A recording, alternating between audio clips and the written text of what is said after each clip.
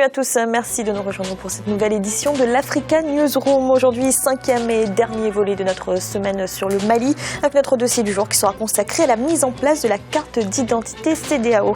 Au programme également de cette émission, l'opposition de République démocratique du Congo fonde le rassemblement contre le président Joseph Kabila. Et le Congo réagit au rapport d'une ONG qui évoque des crimes de militaires congolais en mission en Centrafrique. Et pour nous accompagner pendant cette émission, nos éditorialistes, Grace Nkindikiza, bienvenue. Merci Fanny, bonsoir à tous. Gemma Taleb, bienvenue.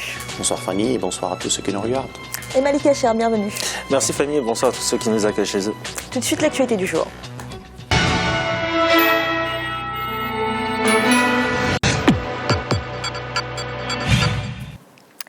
Le conclave de l'opposition de République démocratique du Congo a pris fin ce jeudi à Bruxelles. Des discussions lancées à l'initiative du président de l'UDPS, Étienne Tshisekedi. Dans le communiqué final, les participants annoncent la formation d'une union contre le président Joseph Kabila. Corinne Karandem.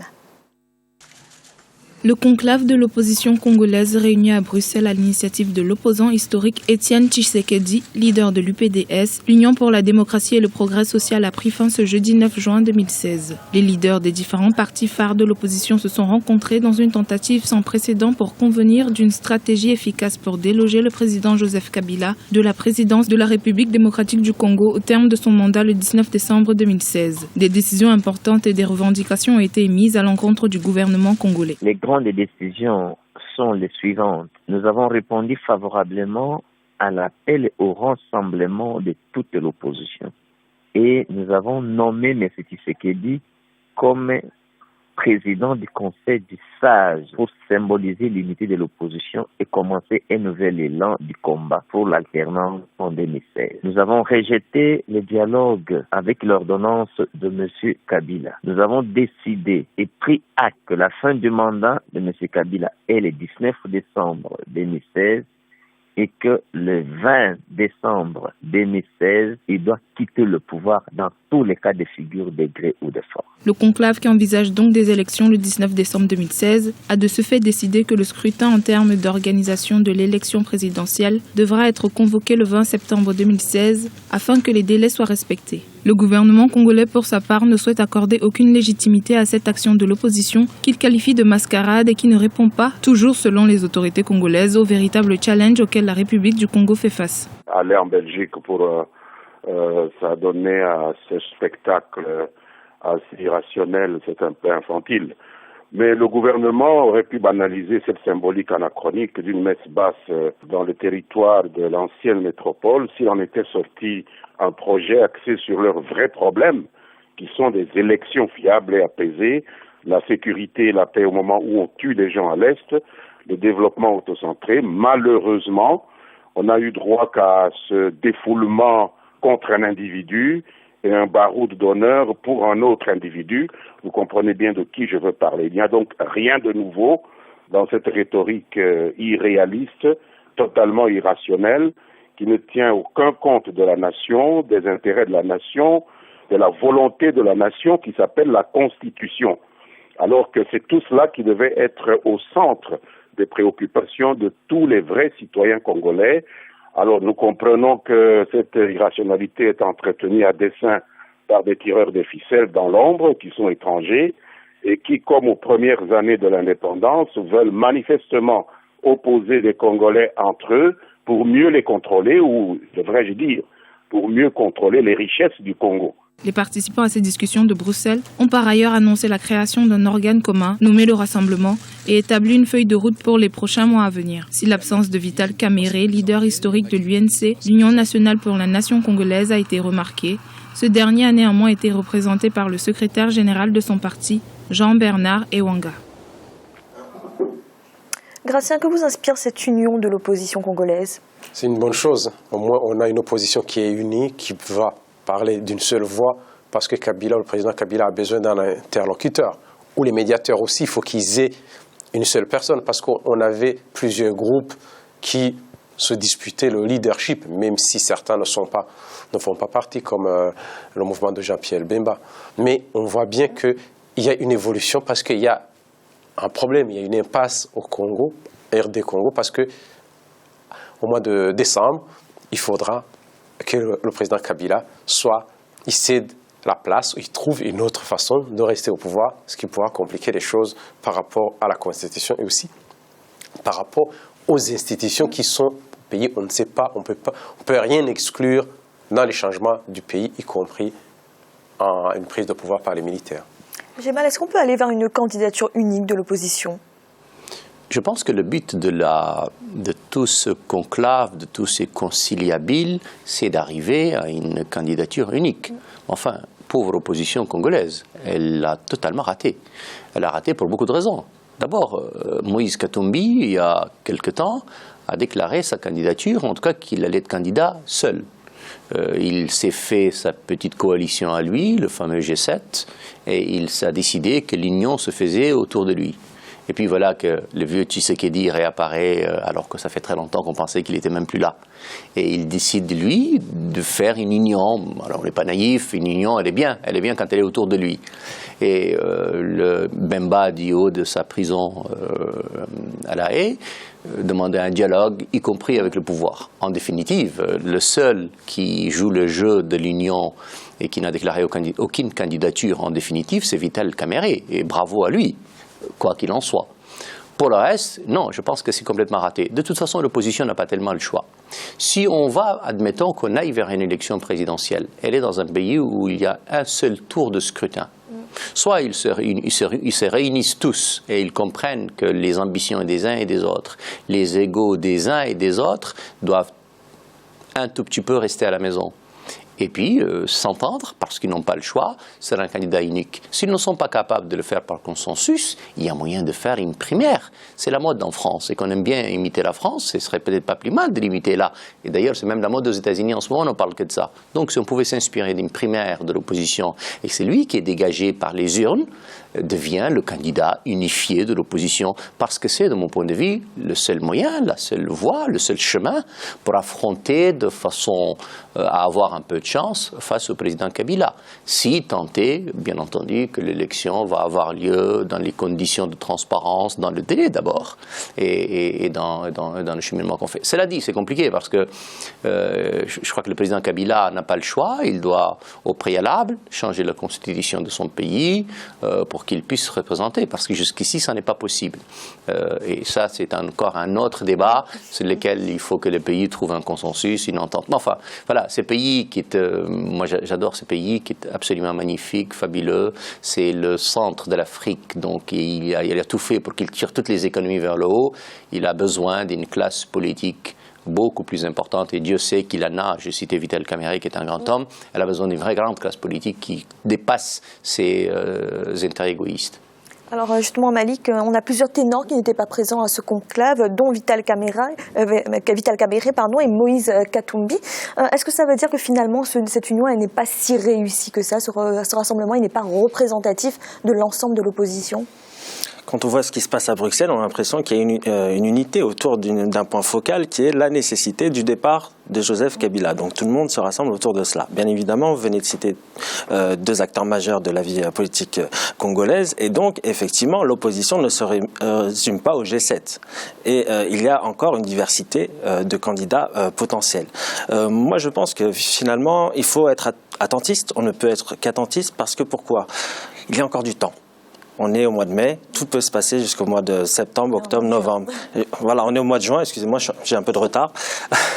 On est au mois de juin et il reste encore un peu de temps jusqu'au mois de septembre, octobre, novembre. Donc effectivement, je suis plutôt attentif, je suis assez pessimiste sur sur cette union de l'opposition. Beaucoup d'oppositions se sont réunies sous un grand jour, mais finalement on a vu qu'elle n'a pas résisté longtemps justement à ce que référait Gemal, à la bataille de leadership. Donc ça c'est un point. Maintenant il faut examiner tous les signaux que va émettre le pouvoir, parce qu'aujourd'hui le pouvoir, sa force c'est quoi? C'est pratiquement de ne pas communiquer sur les intentions de Joseph Kabila. On a eu le ministre de l'Intérieur, et c'est pour ça que j'avais en tête le mois de mai, qui avait dit justement le 10 mai dernier que Joseph Kabila n'avait pas l'intention de réviser l'article 220 justement sur le mandat présidentiel. Donc de l'attentisme. Gracien, est-ce que d'après vous, l'élection peut encore se tenir dans les délais constitutionnels ? S'il y a la volonté. Oui, il y a encore du temps. Il faut y mettre les moyens. On l'a vu dans plusieurs pays. Ça peut se passer comme il peut y avoir un référendum. On peut organiser un référendum dans peu de temps. Les élections aussi, on peut les organiser. Parce que dans ce pays, le gros, ce n'est pas organiser les élections. C'est surtout ce fameux fichier où il manque les jeunes parce qu'il date de longtemps. Or, il y a une grande jeunesse, il y a beaucoup de jeunes. Il faut que ces jeunes participent. Et donc, il faut faire le recensement. On sait bien, le recensement, ça peut se passer assez rapidement. Il y a des recensements au niveau de la population. Tout simplement, on peut faire ça en 2 semaines. Là aussi, il faut mettre les moyens. Quand on met les moyens, on peut y arriver. Il pourra manquer la bonne volonté seulement, mais tout peut se faire avant la date limite, donc en décembre. Merci. Dans l'actualité également, le Congo a réagi aux accusations de crimes dont sont accusés plusieurs de ses soldats en mission en Centrafrique. D'après une ONG, ces derniers auraient tué au moins 18 personnes entre décembre 2013 et juin 2015. Les autorités congolaises affirment avoir déjà ouvert une enquête. Reportage de notre correspondant Deva Panzou, commenté par Anne-Marie Diaz-Borges. Le gouvernement congolais a réagi 48 heures après la publication d'un rapport de l'organisation non gouvernementale de défense des droits humains Human Rights Watch, accusant des soldats congolais de la mission des Nations Unies en Centrafrique d'avoir tué au moins 18 personnes, y compris des femmes et des enfants, dans la période allant de décembre 2013 à juin 2015. Au cours d'une conférence de presse conjointe tenue le 9 juin 2016 à Brazzaville, le porte-parole du gouvernement Thierry Mongala et le ministre de la Justice Pierre Mabiala ont tenu à rappeler les faits qui se seraient déroulés dans 3 localités centrafricaines, à savoir Bouali, Mambéré et Bossangwa.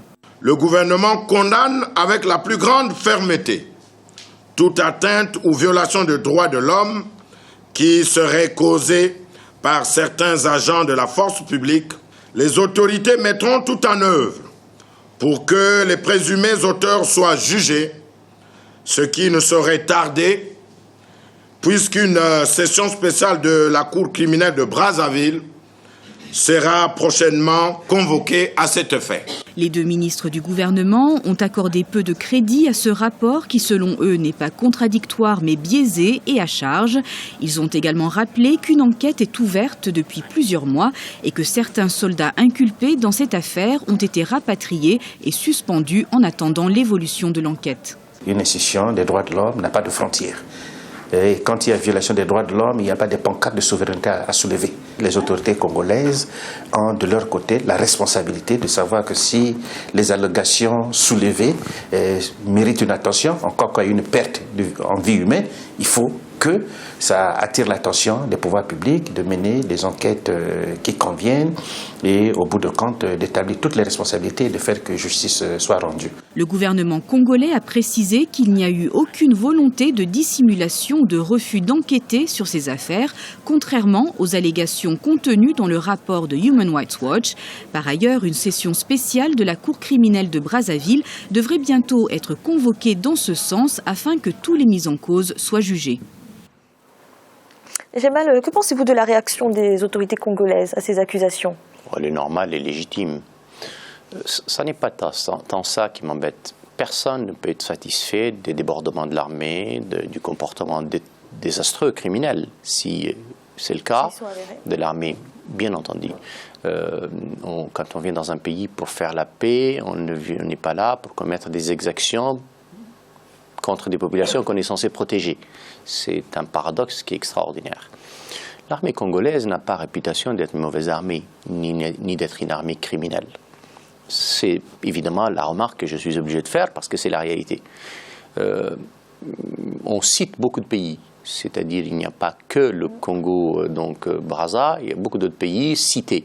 Enfin, ça reste le rapport de Human Rights. Human Rights a quand même un appétit extraordinaire pour l'Afrique, un appétit extraordinaire pour les armées africaines. Si elle pouvait avoir le même appétit sur d'autres contrées qui concerneraient des pays occidentaux, on en serait un tout petit peu plus heureux et plus content. Est biaisé ? Ah, je ne l'ai pas dit. J'ai juste remarqué.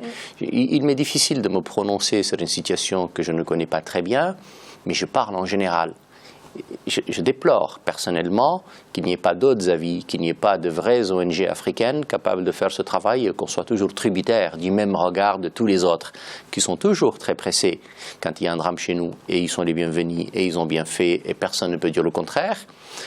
Mais vous comprenez bien que leur parole est beaucoup plus gênante dès lors qu'on sait que sur d'autres contrées, dans d'autres univers, ils sont moins regardants ou en tout cas moins présents. Et donc c'est toujours très embêtant et c'est une situation qui m'embête personnellement. Cela dit, s'il y a eu exaction, s'il y a eu crime, s'il y a eu le moindre débordement, le moindre comportement malheureux, malencontreux de l'armée, évidemment qu'on ne peut pas du tout trouver ça acceptable. Et je n'ai aucun doute que l'intelligence du président congolais, son gouvernement, y mettront la lumière qu'il faut.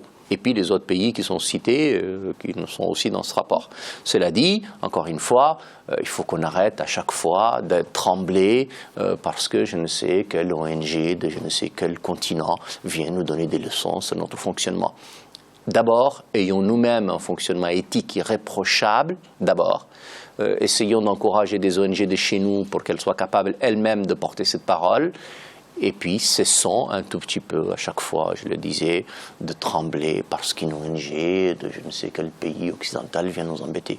Encore une fois, qu'on soit clair là-dessus. Malik, très rapidement, on l'a entendu, plusieurs armées africaines, pas seulement congolaises, qui sont en mission en Centrafrique, ont déjà subi ce genre d'accusation. Est-ce que c'est à chaque État de mener sa propre enquête ? Écoutez, en tout cas, c'est à chaque État déjà de prononcer, de faire, je dirais, de prendre l'exemple du Congo, c'est-à-dire de mener aussi l'enquête. C'est son droit au Congo de mener l'enquête sur ces faits qui sont, s'ils sont avérés, on verra bien, mais il y a accusation. Et donc, je trouve parfaitement normal ici aussi, également comme Gemal, que l'État qui est impliqué directement via cette accusation réagissent. Ça, c'est tout à fait normal. Effectivement, chaque État qui est accusé directement a le droit de faire son enquête. Effectivement, le meilleur serait une coordination des États et quelque chose, je dirais une organisation qui soit indépendante, bien évidemment. C'est très facile aussi, je partage cet avis, de faire des accusations via un rapport. Cette association-là se base sur, cette organisation se base sur un rapport qui fait état de la découverte d'une fosse commune, donc très difficile de porter des accusations tout de suite. La situation en Centrafrique n'est pas stabilisée, elle se stabilise, elle est en cours de stabilisation, mais il y a certains paramètres sensibles actuellement. Donc il faut attendre, il faut laisser la justice mener son enquête, mais via une organisation qui soit indépendante. Merci, nous avons marqué une courte pause. Un instant, la deuxième partie de l'Africa Newsroom. À tout de suite.